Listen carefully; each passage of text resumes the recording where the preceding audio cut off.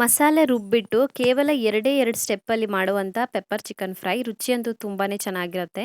ಎಲ್ರಿಗೂ ನಮಸ್ಕಾರ. Welcome back to my YouTube channel. ಇವತ್ತಿನ ವಿಡಿಯೋದಲ್ಲಿ 2 ಸ್ಟೆಪ್ಪಲ್ಲಿ ತುಂಬಾನೇ ರುಚಿಯಾಗಿರುವಂಥ ಪೆಪ್ಪರ್ ಚಿಕನ್ ಫ್ರೈನ ಯಾವ ಥರ ಮಾಡೋದಂತ ತೋರಿಸ್ತಾ ಇದ್ದೀನಿ. ರೆಸಿಪಿ ಶುರು ಮಾಡೋದಕ್ಕಿಂತಲೂ ಮುಂಚೆ ನನ್ನ ಚಾನಲನ್ನು ಸಬ್ಸ್ಕ್ರೈಬ್ ಮಾಡ್ಕೊಳ್ಳಿ ಮತ್ತು ನೋಟಿಫಿಕೇಷನನ್ನು ಆನ್ ಮಾಡ್ಕೊಳ್ಳಿ. ಫಸ್ಟಿಗೆ ಒಂದು ಮಿಕ್ಸಿ ಜಾರಿಗೆ 2 ಟೇಬಲ್ ಸ್ಪೂನ್ ಆಗೋಷ್ಟು ಕಾಳುಮೆಣಸನ್ನು ಸೇರಿಸ್ಕೊಳ್ಬೇಕು, ಬ್ಲ್ಯಾಕ್ ಪೆಪ್ಪರ್ನ. ಹಾಗೆಯೇ ಅರ್ಧ ಚಮಚ ಆಗೋಷ್ಟು ಜೀರಿಗೆ, ಅರ್ಧ ಚಮಚ ಆಗೋಷ್ಟು ಸೋಂಪು, 1 ಪೀಸ್ ಆಗೋಷ್ಟು ಚಕ್ಕೆ, 1 ಏಲಕ್ಕಿ ಮತ್ತು 1 ಲವಂಗ ಹಾಕ್ಕೊಳ್ಬೇಕು. 3 ಹಸಿಮೆಣಸಿನ್ಕಾಯಿನ ಹಾಕೋಬೇಕು. ಹಾಗೆಯೇ ಅರ್ಧ ಇಂಚ್ ಆಗೋಷ್ಟು ಶುಂಠಿನ ಸಣ್ಣ ಸಣ್ಣ ಪೀಸ್ಗಳಾಗಿ ಕಟ್ ಮಾಡಿ ಹಾಕ್ಕೊಳ್ಬೇಕು. 5 ರಿಂದ 6 ಎಸ್ಲು ಆಗೋಷ್ಟು ಬೆಳ್ಳುಳ್ಳಿ ಹಾಕೋಬೇಕು. 1 ಮೀಡಿಯಂ ಸೈಜ್ನ ಈರುಳ್ಳಿ ಹಾಕ್ಕೊಳ್ಬೇಕು. ಹಾಗೆಯೇ ಅರ್ಧ ಮುಷ್ಟಿ ಆಗೋಷ್ಟು ಕೊತ್ತಂಬರಿ ಸೊಪ್ಪನ್ನು ಹಾಕೋಬೇಕು. 1/4 ಚಮಚ ಆಗೋಷ್ಟು ಅರಿಶಿನ ಪುಡಿನ ಹಾಕೊಂಡ್ಬಿಟ್ಟು ಇದಕ್ಕೆ ನೀರು ಸೇರಿಸಬಾರ್ದು, ತರ್ತರಿಯಾಗಿ ರುಬ್ಕೊಳ್ಬೇಕು. ಸ್ವಲ್ಪನೂ ನೀರು ಸೇರಿಸ್ತೇನೆ ಈ ಥರ ತರ್ತರಿಯಾಗಿ ರುಬ್ಕೊಳ್ಬೇಕು.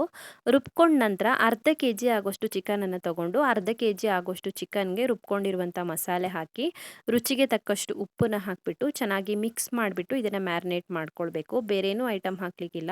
ರುಬ್ಕೊಂಡಿರುವಂಥ ಮಸಾಲೆ ಮತ್ತು ರುಚಿಗೆ ತಕ್ಕಷ್ಟು ಉಪ್ಪನ್ನು ಹಾಕಿಬಿಟ್ಟು ಚೆನ್ನಾಗಿ ಕಲಸಿ ಇದನ್ನ ಒಂದು 15 ನಿಮಿಷದವರೆಗೂ ಮ್ಯಾರಿನೇಟ್ ಮಾಡ್ಕೊಳ್ಬೇಕು. 15 ನಿಮಿಷ ಮ್ಯಾರಿನೇಟ್ ಆದ ನಂತರ ಬಾಣಲಿನ ಕಾಯಿಸಿ ಅದಕ್ಕೆ 3 ರಿಂದ 4 ಟೇಬಲ್ ಸ್ಪೂನ್ ಆಗೋಷ್ಟು ಎಣ್ಣೆ ಹಾಕೋಬೇಕು.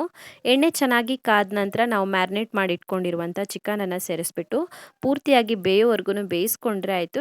ರುಚಿಯಾಗಿರುವಂಥ ಪೆಪ್ಪರ್ ಚಿಕನ್ ರೆಡಿ ಆಗಿಬಿಡುತ್ತೆ. ಸೊ ಒಂದ್ಸಲ ಚೆನ್ನಾಗಿ ಮಿಕ್ಸ್ ಮಾಡ್ಕೊಳ್ಳಿ. ಚಿಕನನ್ನು ಸೇರಿಸ್ಬಿಟ್ಟು ಒಂದು 2 ನಿಮಿಷದವರೆಗೂ ಫ್ರೈ ಮಾಡಿಕೊಂಡು ಮುಚ್ಚಿಬಿಟ್ಟು ಇದನ್ನು ಒಂದು 20 ನಿಮಿಷದವರೆಗೂ ಬೇಯಿಸ್ಕೊಳ್ಬೇಕಾಗತ್ತೆ. ಮೀಡಿಯಂ ಫ್ಲೇಮಲ್ಲಿ 20 ನಿಮಿಷ ಬೇಯಿಸ್ಕೊಳ್ಬೇಕು. ಹಾಗೆಯೇ ಪ್ರತಿ ಒಂದು 5-5 ನಿಮಿಷಕ್ಕೊಂದ್ಸಲ ಮುಚ್ಚಳನ ಓಪನ್ ಮಾಡಿಬಿಟ್ಟು ಒಂದ್ಸಲ ಚೆನ್ನಾಗಿ ಮಿಕ್ಸ್ ಮಾಡಿ ತಿರುಗಿಸಿ ಹಾಕೊಂಡ್ಬಿಟ್ಟು ಮತ್ತೆ ಬೇಯಿಸ್ಕೊಳ್ಬೇಕು. ಈ ಥರ ಮಾಡೋದ್ರಿಂದ ಪಾತ್ರೆಗೆ ಅಂಟೋದಿಲ್ಲ ಮತ್ತು ಎಲ್ಲ ಕಡೆ ಈಕ್ವಲ್ ಆಗಿ ಚೆನ್ನಾಗಿ ಬೇಯುತ್ತೆ ಚಿಕನ್ನು. ಒಂದು 5-5 ನಿಮಿಷಕ್ಕೊಂದ್ಸಲ ಇದೇ ಥರ ಮಾಡಬೇಕು. ಸೊ ಒಂದು 20 ನಿಮಿಷದವರೆಗೂ ಬೇಯಿಸ್ಕೊಂಡಿದ್ದಾಗಿದೆ. ಮಸಾಲೆನೂ ಕೂಡ ಡ್ರೈ ಆಗಿದೆ, ಚಿಕನ್ನು ಕೂಡ ಬೆಂದಿದೆ, ಹದ ಕೂಡ ಪರ್ಫೆಕ್ಟ್ ಆಗಿ ಬಂದಿದೆ. ಒಂದ್ಸಲ ಚೆನ್ನಾಗಿ ಮಿಕ್ಸ್ ಮಾಡಿಕೊಂಡು ಸ್ವಲ್ಪ ನಿಂಬೆ ರಸ ಹಾಕ್ಕೊಂಡ್ರೆ ಆಯಿತು. 1/4 ಭಾಗದಷ್ಟು ನಿಂಬೆಹಣ್ಣನ್ನು ಹಿಂಡ್ಕೊಳ್ಳಿ, ಸಾಕಾಗತ್ತೆ.